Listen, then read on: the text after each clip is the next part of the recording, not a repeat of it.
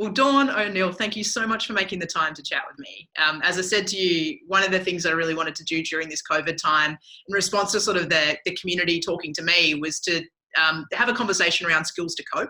Yep. And one of the big areas that I feel like, and I'm interested to pick your brains on this, we're acknowledging a lot more. I'm not sure if we're still having the conversation we need to be having about it, is mental health. And you've spent more than 20 years in this space. You were CEO of Beyond Blue and Lifeline. And I couldn't think of a better expert to come and pick the brains of than you on this topic. So thank you for making the time. Thanks, Holly. It's my pleasure to be here. One of the assumptions I wanted to gut check with you to begin with is, I feel like a lot of people are talking about how COVID is exacerbating our mental health situation. Is it exacerbating it, or is it kind of appreciating it for where it is in the community at a general baseline, but we just haven't had the visibility on it until we hit this crisis situation? Yeah. I think it's a little bit of both, to be honest, because there will be a lot of people. We know that about 20% of the population will experience or is experiencing either depressive symptoms or an anxiety disorder. So we know there's an underlying group in our population that manage generally day to day their anxiety disorder or depression, or they're seeking treatment for it, hopefully. Mm-hmm. So we know, and they're our friends, they're our family, they're in the workforce, they're in schools, they're part of our community. So when something like COVID-19 happens, we have to change our routines. So the things that maybe we did to help us manage disorders or mental illness may not be there anymore. So we have to change. And change is often difficult. Mm-hmm. When you've just got things working well, it can be quite difficult.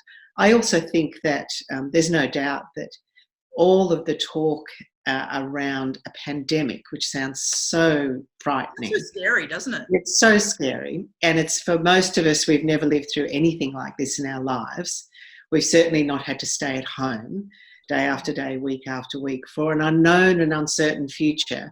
That point to that uncertainty around when will it end and what will it end or return to normal. Yes, all of that can really exacerbate any feelings of anxiety in a perfectly mentally healthy person, let alone somebody who has an underlying disorder. I think your point around the change to routine is such a good one. And probably not something I'd turn my attention to enough in terms of thinking about, if you have a strategy for how to get through, and then all your ability to control, be it circumstances or routine, kind of gets taken away from you. Yeah. The adaptive, or the struggle to adapt, is really significant there. I was wondering, from your standpoint, having worked with the proximity of these issues for the period of time that you have, what a general advice, and I realise it is very much a case-by-case basis when we talk about anything mental health, very individual, but what have you learned, or any rules of thumb that you might have around good strategies to cope? One of the ones that I really love, that I use a lot, is if you think of your hand and how you care for something, and you wrap your fingers around that item to care for it. And so if you think about having 5 supports in your life, so having one strategy on its own is not enough. We generally need 5. So it might be your friends and family that you connect with. It might be your exercise regime that helps you stay well. It might be seeing your therapist at least, once a month or something like that. It may be really working on your eating and sleeping habits, for example. And it may be connecting with other people that just inspire you in some way. So, a lot of people need more than one strategy to help us stay mentally healthy. Most of us do. We can't just do one of those and expect everything's going to be great. So making sure that as we adjust to this new inside life, isolated life, that we can find a way to keep those 5 strategies going. Get support. I like that idea, because it speaks to that whole notion of don't put all your eggs in one basket. Yeah. But also that idea that maybe those 5 look different to what they look like pre-COVID. Maybe there's a new things I have to do now, or I have to be more intentional about, because I even noticed, I spend all day on Zoom call after Zoom call now. And I'm so stationary. And so if I'm not really intentional about moving, then my strategy around kind of exercise will probably fall by the wayside. That's right. I like that visual idea of being able to have 5. Yeah. And I think that's a really good example of how, because we are so stationary, because we have to sit in front of a screen, being really intentional about getting up every hour, every half an hour to walk around the house, walk around the block, do something to just keep moving. Probably similarly, we're not getting the physical hugs and things like that, especially if you live alone. And that can be really hard for people. You're just not getting that physical touch. So I don't know how we do that, but finding something to replace that warmth and connection that we get from others is a really important thing to do. The public conversation that we have around mental health, what do you think is people's biggest misconception or your biggest frustration, having worked in this space for so long, that it's like, I wish I could get people to understand this? Yeah, oh gosh, that's a great question. One of the things that is a bit of a pet frustration for me is language. So we are still not comfortable with talking about mental illness. Mental health is actually the absence of mental illness. So mental health means that we are coping with ordinary life, we can maintain relationships, we can hold down a job. All of those things indicate that we are mentally healthy. But when those things are not working, then it may indicate that we are experiencing a mental illness. And of course, if we get a diagnosis and go and get treatment, yes, we have a mental illness. So we're still not really comfortable in talking about the illness side and what does that look like and feel like. And we use euphemisms like mental health to avoid having that mental illness conversation. So that's one of my pet frustrations that I think indicates what you talked about earlier, that we're still not really fully coming to grips with all that is to be known and understood about ourselves, and when we're mentally healthy and when we're mentally unwell. What do you think having that conversation, idealized version of things, what do you think taking that issue or topic seriously, or doing a better job at dealing with it, for the want of a better phrase, would look like? I think a big part of it is just really getting a good handle on understanding all of the nuances of mental illnesses and understanding it in some depth. And I think as a population, Australia's been extraordinary, and organisations like Beyond Blue and Black Dog and many others have been fantastic at helping us to develop a language that we're comfortable with, to talk about depression, to talk about anxiety, to talk about bipolar, to talk about various illnesses. And we've gotten much, much better at it, and our depth of knowledge has really increased. But I think we need to go to another level in really understanding the nuances. There are a whole proportion of people who live with mental illness, and they will live with that mental illness all their lives. So they have to find ways to manage that illness. They're not just going to magically get better one day, and it's not going to just go away. They'll get better at managing their illness and understanding the signs and symptoms of when they're not well. But it's not going to just magically go away. And there's some of the things that I think are myths that have to be dispelled.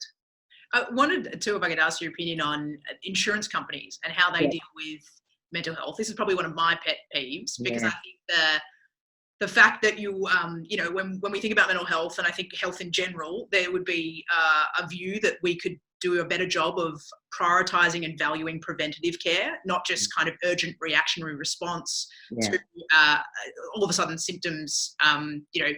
Like we're very good at putting a Band-Aid on things versus addressing underlying issues. Yeah.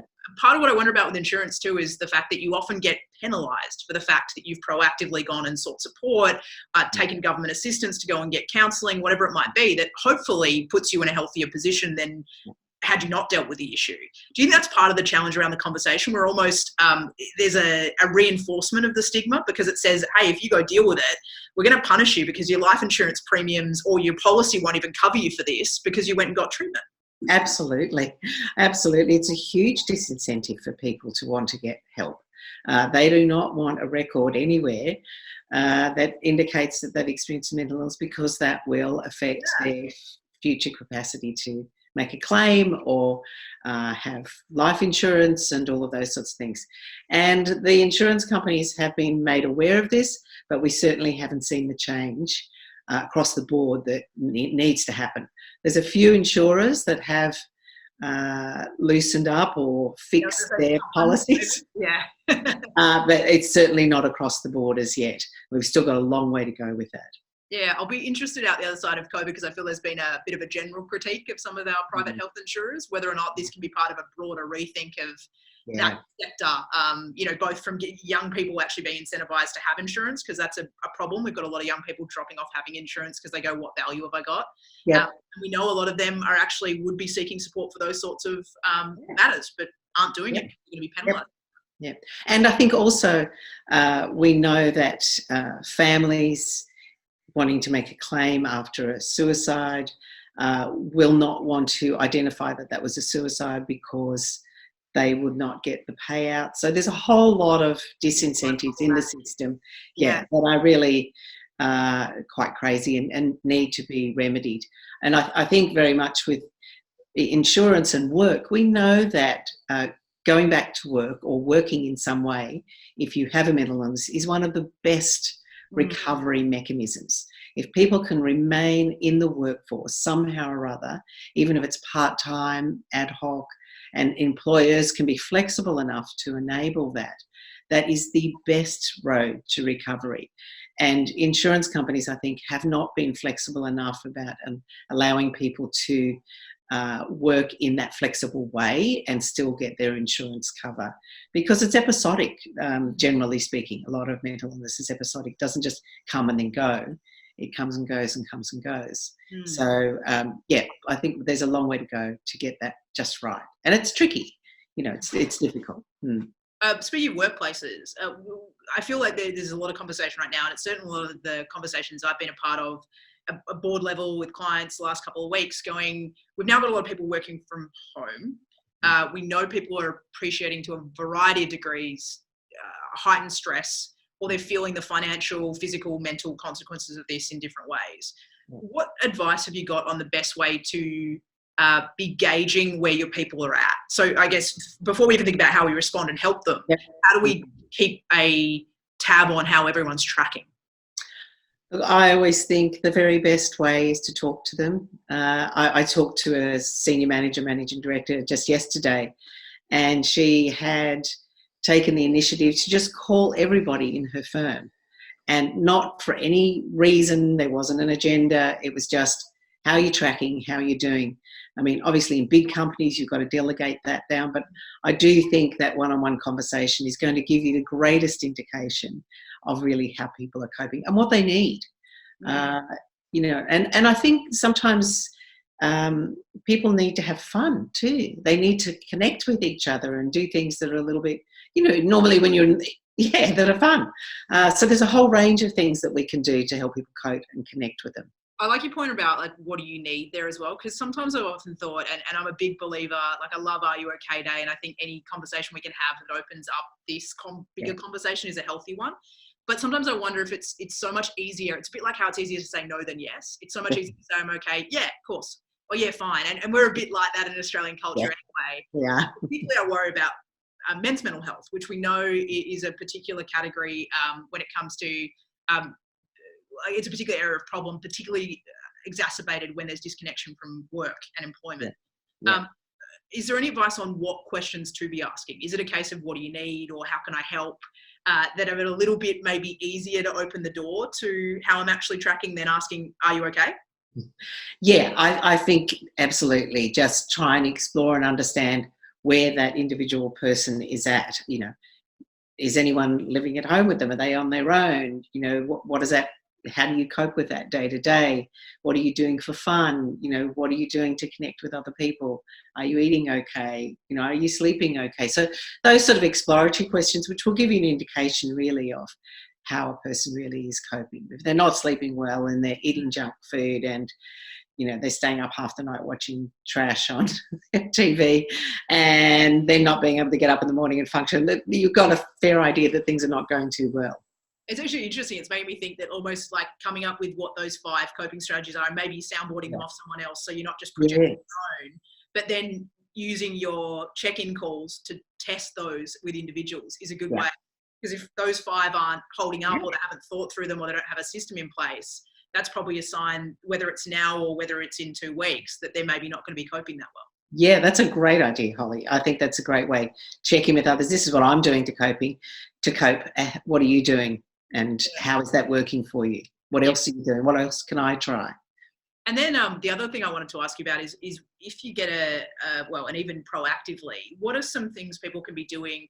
A lot of people, and I don't know if this is just my bias, but having worked a lot in some large scale businesses previously, that the answer is often when you ask about what are we doing for employee mental health, oh, we've got an employee assistance hotline. Yeah, yeah. Like, great, but what? Like, firstly, who's going to call that? Secondly, do they even know it's there? Thirdly, does that really solve the problem to begin with? No. What is a good program? And I'm sure, again, you're going to say it's not one thing, but what are some of the components that leaders should be thinking about to support people? I think putting in place some things that enable people to really think positively about their work and uh, and they feel supported to take the time out that they need to look after their health and their well-being. So even when you're working at home, for example, as you say, you're just going from one Zoom meeting to another, and many people would be in that situation. For everyone to know that they have permission to get up and walk around the block, that they have permission to stop for 10 minutes and do some stretching, that they don't have to just be constantly on, and certainly not on 24/7. That it's okay to turn off your computer, shut down your email account at 5:30 p.m. or whatever it might be. So I think, and leaders have to communicate a lot. It's the 10 by 10 by 10 rule. You've got to say it 10 times in 10 different ways for people to get 10% of the message.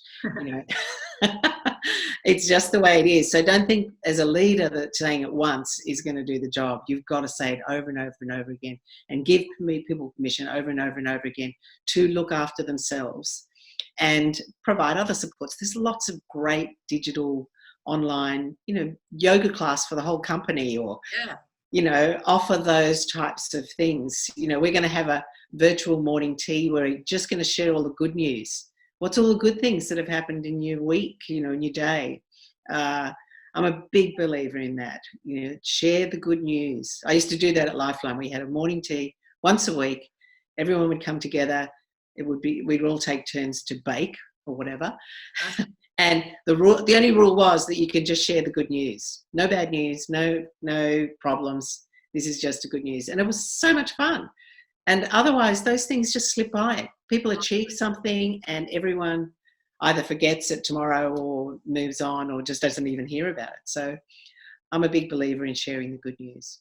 Yeah, I love that point. And even and at the point as well of leaders making it, giving permission, I think was your turn of phrase, for that to happen. Like, I was part of what is a regular meeting the other day, but where the leader decided to open with, how are you COVID coping today? And the lighthearted way they chose to do that was to say that they had felt so maxed at one point they'd spent 10 minutes watching cat videos on YouTube. And it was just lighthearted, and then everyone threw in the stupid things that they'd done, be it that day or that week, to try and just get through or find the lightheartedness in the kind of very cloudy situation we're in right now. And it just led to a totally different tone and banter and conversation than what that meeting traditionally looked like. And I know that you can't do that every day, but it was a really good change of tone that just seemed to breathe a little life into everyone. Yeah. And, I always... I'm a big fan of the 3 good things at the end of the day. What are the 3 good things that happened today? And it's sometimes it's really hard to rack your brain and think what they were, but it's a really important way to end your day. What are the 3 good things that happened today? And sharing that in your team, even if it's online via a team, Zoom, or some other thing. I think it's a really important thing because there's lots of bad news. We just have to turn on any news channel and you can get plenty of bad news, but it's important to also fill our minds with the good news. And it's amazing how regularly you see that gratitude practice cited in terms of being something that's a great anchor habit. And that when you're being grateful, you can't be anything other than somewhere on the happiness spectrum, because you can't think about things that you're grateful for and simultaneously be at the other end. That's right. So, if we know that leads to being a good positive headspace, that idea of thinking about how to integrate that into our day is really powerful. Yeah, and that's without being glib and flippant around the reality that for many people this is really, really tough. So Another thing I think leaders can do is gather the stories, as they talk to their people. Maybe you were a leader that used to walk around the floor of your office. So you kind of do the same thing in a virtual way and gather the stories of how people are coping, how it's tough for some other story, and share those stories. Stories are so powerful. I like the digital floor walk. Floor walk, yeah. One of the things I wanted to ask you, because it blows me away, that the decade, I believe that you're at the helm of Lifeline, you transformed the organisation from one that used to exist as sort of physical centres to this incredible multi-million-dollar network of kind of digital and phone support. I wanted to just ask you about what you know, or what the research tells us about in-person support on the phone, support online. Is there a marked difference when we're thinking about where we put money in resourcing support? Should we be leaning one way or the other because we know it has a more material benefit to how humans feel? Yeah, that's a really great question. And it was a huge debate in Lifeline when I first went there, because there was a strong consensus in the psychological therapies professional world that face-to-face was absolutely superior, that you had to be face-to-face to really build that therapeutic relationship with your client and get a good connection and get a good outcome. And over time, more and more research was done, and particularly by telephone counselling services like Lifeline, which when you think it was started in the 1960s, it was quite revolutionary. So it was very early in the digital age, when phones were sort of a dial-up thing, big black things. But what we found with the research that we did was, in fact, there is no difference whether you're remote or in person. The main thing that makes a difference is the therapist's ability to make a connection with the other person. So actually to build that, what they call a therapeutic alliance or connection, and to show empathy. The therapist's ability to show empathy to the other person, genuine, real empathy, really be able to listen in that active way. That's what makes the difference and gets the outcome. It doesn't matter whether you're on the phone, on a Zoom call, or face-to-face. It's those two factors in particular that really make the difference. I feel like that's a word we're hearing a lot more about at the moment, is empathy. And I love the point that you made. People often say, like, how do I practice empathetic leadership? But your point around it is active listening. It's sitting in the creating space and being there, not being half there, not checking your phone, not looking at other browsers windows that are up on Chrome while you're meant to be in a Zoom conversation with someone. That's where empathy starts. Yeah, absolutely. And really learning how to listen actively, explore when somebody says something, say, well, is that what you mean? Feed it back to them. Make sure you really do understand what they're saying. Don't just sort of gloss over and move to the next subject, but really dig in if somebody says something to try and understand. Because people want to be heard and understood. That's very human.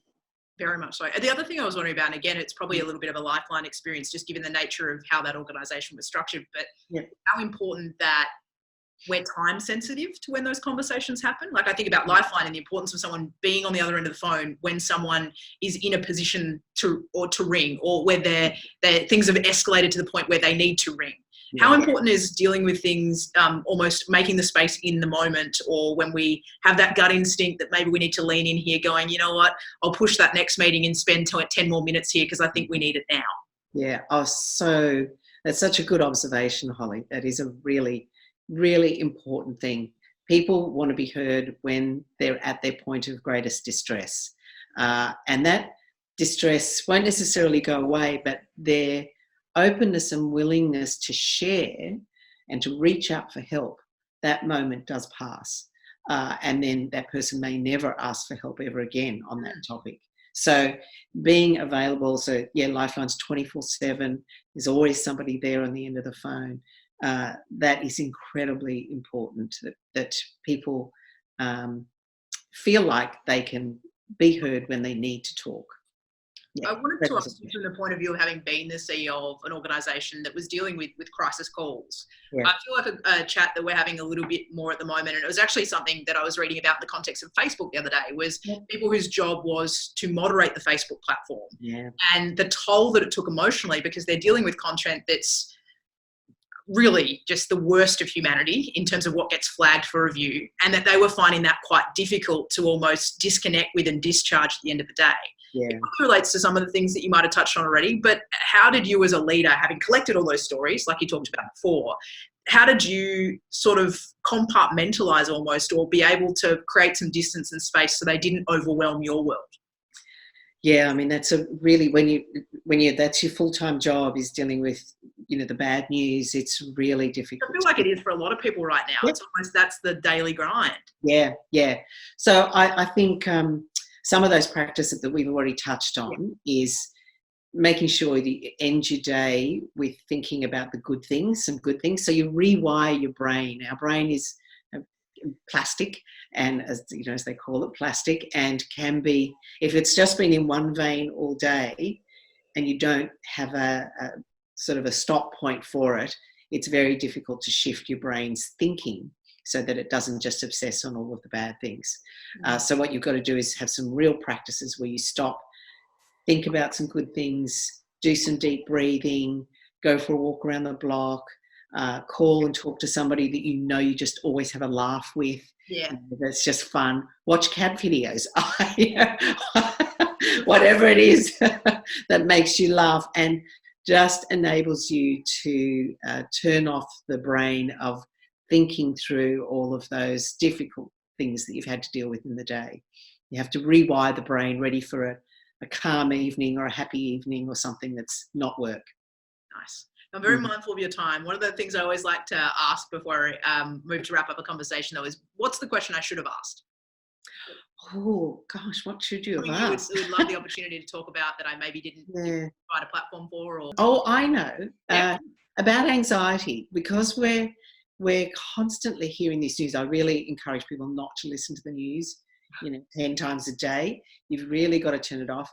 And for leaders, anxiety is very contagious. It's a highly contagious form of mental illness. And so it's very easy to spread more of the anxious contagion. So it's contagious like COVID-19 is. So we have to be really conscious as leaders to not spread anxiety further. There's a certain amount of dealing with reality and being clear and communicating, the plans ahead, what are the priorities and what do we need to do actively in the moment. But don't just reiterate over and over and over the problems and the difficulties and the fears, because they will just escalate and not make things better. So talking about the anxiety that we're all feeling and the fear doesn't actually help. What you have to do is talk about what are the plans, what are we doing today, what's within our control, what can we actually do to make a difference, to help us cope with the day-to-day. I love that point too, because I feel like a lot of people, can say things like, anxiety, spreading anxiety isn't that helpful. And it sounds like sometimes one of those things that's easier said than done. It's like, yeah, cool, but I'm anxious. I don't have information to communicate to my people. So like, how does that play out? But I think to your point around focus on what are we doing today? What is within our control? Kind of bringing it in further and going, this will continue to swirl around us. Yeah. I started reading Viktor Frankl last night, and he's talking about like the forward to that book talks about how you've got to anchor things in the thing that can never be taken away from you in any context, in any situation, is your ability to choose how you respond. Yes. And that is the ultimate kind of freedom that men, women have. Yes. It was just making me think of that when you said it. Yeah, our dignity, our choices, the moment by moment, being in control of our own lives. That's what we can really do the best. And a final question for you: if you were to encourage people to leave this conversation, having heard everything you've shared, and institute one new practice or take one action, what would you encourage them to go and do? I'd encourage them to get their 5 supports in place, so they really know if I'm really feeling out of control, if I'm not coping, where are my 5 supports? Yeah, I was thinking that in my head. I was almost going, have I got 5? And it's also like a good tripod exercise too, isn't it? It's like if you imagine a 5-pronged tripod, like which of my legs is wobbly today or this week, and then kind of calibrating, almost like the wheel of life. Which part of my pizza wheel looks like a mouse has taken a good chunk out of it, and I need to think about how I provide a bit more energy and focus to. Yeah, it's a good practice. Good thing to be really clear about. Well, Dawn, I can't thank you enough for your time and for the generosity of your sharing. I think this is, as we touched on, such a urgent and imperative conversation right now, both for the immediate need that some people are facing, and for those that are listening that resonates for. I encourage you to reach out, and there are a raft of great organisations in Australia, as you said, but also I think more broadly for the Australian community, and where this topic needs to be taken in general, so that we can, as a whole, build a more mentally healthy society. Absolutely. So thank you for what you've shared. My pleasure, Holly. Thanks for the opportunity.